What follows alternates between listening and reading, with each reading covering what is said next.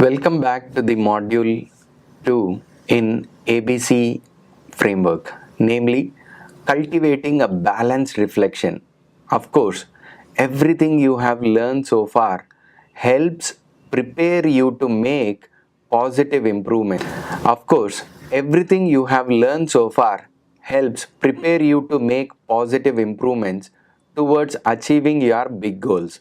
We continue to look at what you need to have, develop, utilize, and overcome to achieve success by offering simple yet specific techniques. Today, we are exploring the need to practice a balanced reflection. As an important element in the learning process, having a balanced reflection is a huge part of making positive changes. This knowledge is important because you have to continually assess where you are and what needs to be done next. Therefore, in this lesson, we discuss the importance of patience and spending time reflecting on the outcomes, habits, and the progress so far. Let's get started and look at how to encourage and implant a balanced reflection. Here is what it means to actually reflect, what it means to meditate. Balanced reflection is an integral part of changing one's life for the better. Sometimes we set goals and try to quickly check them off our list. But when it comes to major life goals or big goals, it is not about how fast we get there, but about how well we get there. In other words, it's not about how fast we achieve our life goals, but how well we achieve them. By practicing balanced reflection over a period of time, usually at least 3 months, you are able to better process your new habits and make incremental changes over the time period to solidify your new better habits and see actual transformation in your life. Remember that change is like wine. It takes time to harvest, ferment, and bottle. Only after time will the change truly be magnificent. Enthusiasm is like milk. It is refreshing in the beginning, but it spoils quickly. Reflecting is important because it gives us an opportunity to see where we are, compare that where we thought we would be, and make the necessary adjustments if we are not on the right path. The truth is, most of you are going to periodically need a course correction path, pivoting, or decision shifting. It's not necessarily that your action plan don't work. Action always work, but sometimes it might have been the wrong action, or a delayed action, or an ill-timed action, or an action that isn't relevant anymore. People's situation, their context, and perhaps to a lesser extent their preferences, beliefs, and abilities are dynamic as it constantly adapt to everything in their life. If you don't reflect and adapt, many of you will feel that you are stuck in one position even if you are working and moving forward. Your effort may feel like you are on autopilot just following the actions. No one wants to be limited to a default action. You need to pivot to change your course when needed. The ability to pivot on your path, the ability to shift gears and modes is so very important. The words usually accredit to Albert Einstein says, insanity is doing the same thing over and over again, expecting a different result. Put in another way, if you feel stuck and not making progress, it's probably time to change something. For this reason, you have to have reflection checks periodically to see what's working and what's not working. People do reflections at different intervals, but a good timing is mini evaluation every 30 days and a larger, more comprehensive overhaul with a longer term view once a year. The problem is that many tend to analyze everything beforehand and then rarely again. Once they start acting, they don't take time to find small pivots or incremental changes that tell them what they are been doing is not working. If a ship changes its compass by a small degree over an extended period, it can end up in a completely different place than planned. Even if you change your compass slightly, you keep following that way for a long enough time, you will end up at a totally different place from your original destination. Without periodic reflection, you can end up at the wrong destination and with the wrong outcome. So, action has to be balanced and steered with reflection. So, after the acts, you need to reflect. Act, then reflect. This is how you will know that your action keeps moving you in the intended direction. That's how you will know that your action keeps having the right impact. And that is how you will know that your action is still taking you towards the goal. Why review takes time? We cannot expect change to take place in just days. You don't go to gym on Monday for the first time in years and expect to lose 10 pounds on Tuesday, or fit into smaller clothes, or whatever it may be that your goals are. Change takes time, but you does not have to rely on a stagnant plan or not know whether things are moving in the right direction. It is not as though you say this plan will take 9 months to make the change you are looking for. So come back in 9 months after following these tips and we'll see if it worked. You never say that. Imagine you go on a 500-mile road trip in your car. You know you must go 500 miles, but you never look at the road signs or your map or your GPS. Then what if you travel 500 miles the wrong way? Or what if you were in the right general direction but you are 200 miles south of your destination?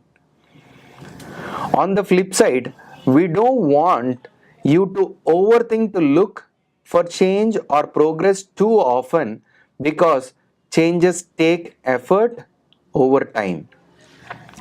You don't plant a tomato seed and watch it an hour later expecting a plant or a ripe tomato. One of the problem is that most of you will either reflect too often or not enough at all. Some people reflect every week. That is a problem because things may not change every week. When you have the need for constant verification and validation, your emotions or feelings of failure can impede your progress. My recommendation is for you to have checkpoints at 30, 60, 90 days. Once you agree on an action to move towards your desired outcome, spend 30 days actually doing it. Now, after 30 days of doing it, if you are over a quarter of the way there, if you are feeling like this is going in the right direction, then do it for another 30 days. If you are now over halfway there, if it still feels like you are making progress in the right direction, give it another 30 days. You should not be looking for 100%. The problem comes in when people do something for 30 days and they want 100% results, when actually after 30 days they should realistically have moved only a little bit. After 60 days, they should expect to have moved a little bit more.